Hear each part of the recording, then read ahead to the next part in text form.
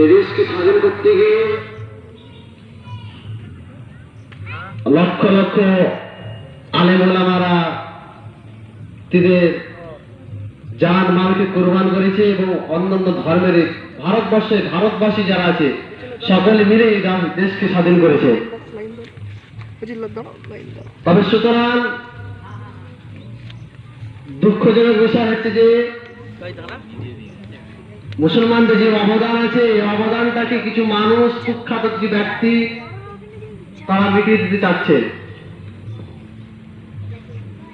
তো সুতরাং এই দেশ স্বাধীন করেছে সকলে মিলে, হিন্দু মুসলমান খ্রিস্টান ভারতে যারাই বসবাস করে সকলে মিলে তারা এই দেশ স্বাধীন করতে নিজের জান মালকে বিলিয়ে দিয়েছে। এই দেশকে সম্মান করার দায়িত্ব আমাদের, এই দেশকে হেফাজত করার দায়িত্ব আমাদের। প্রফেট মুহাম্মদ সাল্লাল্লাহু আলাইহি ওয়াসাল্লাম আমাদেরকে শিখিয়ে গেছে দেশকে ভালোবাসতে, এবং মুহাম্মদ সাল্লাল্লাহু আলাইহি ওয়াসাল্লাম তিনি বলে গেছেন দেশকে ভালোবাসা তোমাদের একটা ঈমানের অংশ। আল্লাহ নবী যখন মক্কা থেকে মদিনায় হিজরত করেছিল, নবী করিম সাল্লাল্লাহু আলাইহি ওয়াসাল্লাম মক্কার দিকে বারে বারে তাকিয়ে বলেছিল, এ মক্কা, আমি তোমাকে ছেড়ে যেতাম না, আমি তোমাকে ছেড়ে দিতে আমাকে ইচ্ছা করছে না। তোমার এই যে এই মক্কায় আমার জন্মভূমি, মাতৃভূমি, এই জমিনে আমার ভালোবাসা, আমি তোমাকে ছেড়ে দিতে রাজি নয়, কিন্তু ছেড়ে যেতে হচ্ছে আমাকে। এই মক্কার কিছু মানুষ আমাকে বিতাড়িত করেছে, সেই জন্য যেতে হচ্ছে। কিন্তু আমি তোমাকে বলে গেলাম মক্কা, একদিন আমি এই মক্কার জমিনে ফিরে আসবো। তো আল্লাহ নবী এই বাতানকে ভালোবাসতে আমাদেরকে শিখিয়েছে, দেশকে ভালোবাসতে আমাদেরকে শিখিয়েছে।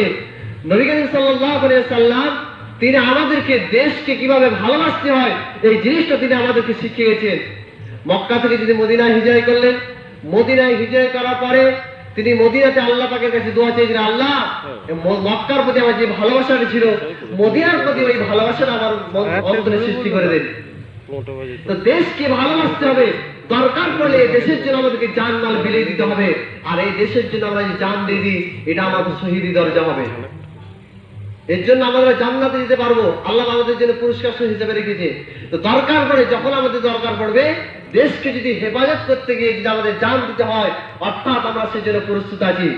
তো কোনো মানুষ যদি আমাদেরকে কোনো সময় যদি এই দেশের নামে যদি কোনো কথা বলে, সে প্রতিবাদ করতে হবে আমাদেরকে।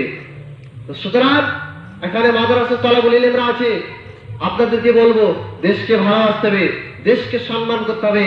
এ দেশ আমাদের শান, এ দেশ আমাদের মর্যাদা, এ দেশ আমাদের সবকিছু, আমাদের জীবন।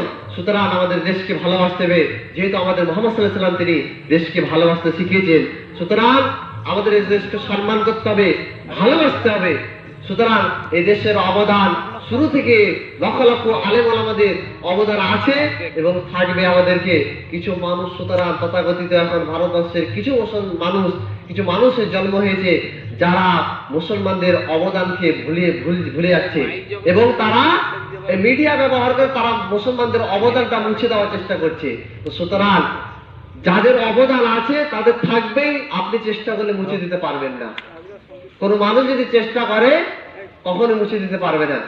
সুতরাং এই মুসলমানদের অবদান ছিল, বর্তমানে আছে, পরবর্তীতে থাকবে। এটি আমাদেরকে মুহাম্মদ সাল্লাল্লাহু আলাইহি ওয়াসাল্লাম এটা আমাদের শিখিয়ে গেছে। সুতরাং আমাদের দেশকে ভালোবাসতে হবে, দেশকে মর্যাদা করতে হবে। এই পর্যন্ত আমার বক্তব্য ইতি করলাম। ভারতবর্ষ জিন্দাবাদ।